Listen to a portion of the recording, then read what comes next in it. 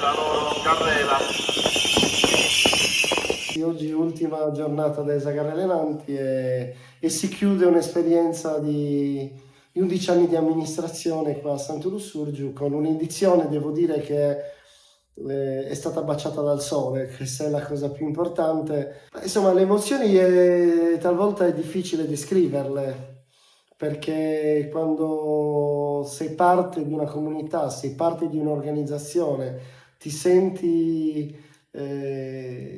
tassello, uno dei tasselli delle tradizioni, delle iniziative di Santo Lussurgiu, così vissuta dai cittadini, così appunto un momento di socialità, un momento nel quale le relazioni tra i componenti della nostra comunità, tra gli ospiti che vengono a trovarci diventano così radicali, si prova un senso di grande onore, di grande soddisfazione, unita evidentemente, perché questo,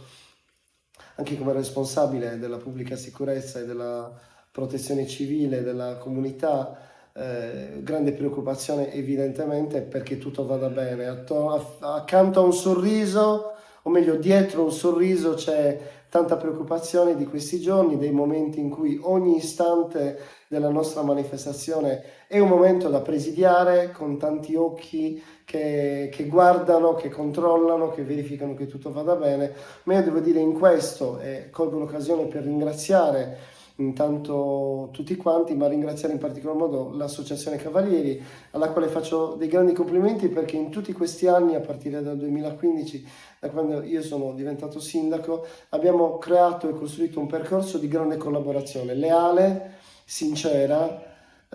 con la giusto mix tra il momento, diciamo, goliardico del carnevale e in realtà la grande preoccupazione di una manifestazione che ha un livello di, diciamo, di criticità, chiamiamola così, di pericolosità molto elevato, e che grazie appunto all'intelligenza, alla visione, al saper fare, all'amore per il paese, ma anche all'attenzione rispetto a degli aspetti che le norme ci impongono, e dico talvolta evidentemente anche a cure a favore della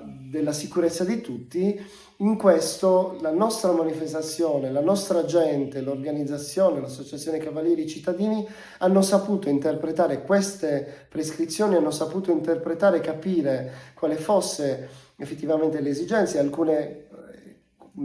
temi, alcune questioni che sono di carattere sovraordinato, per cui non derogabili, le abbiamo sapute coniugare col mantenimento della tradizione, e questo per noi è l'aspetto principale, motivo per il quale oggi la manifestazione è una manifestazione che dopo 11 anni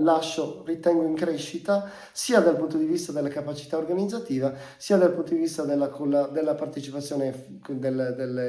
del pubblico e degli spettatori. Oggi, che è l'ultima giornata, martedì, insomma, lo stiamo vedendo, il percorso, il paese è affollato di turisti, di visitatori, tante persone vengono a vedere e a godere con noi di questo momento, che è un momento tutto lussurgese, tutto intimo, ma in realtà nel quale rendiamo partecipi e del quale fanno parte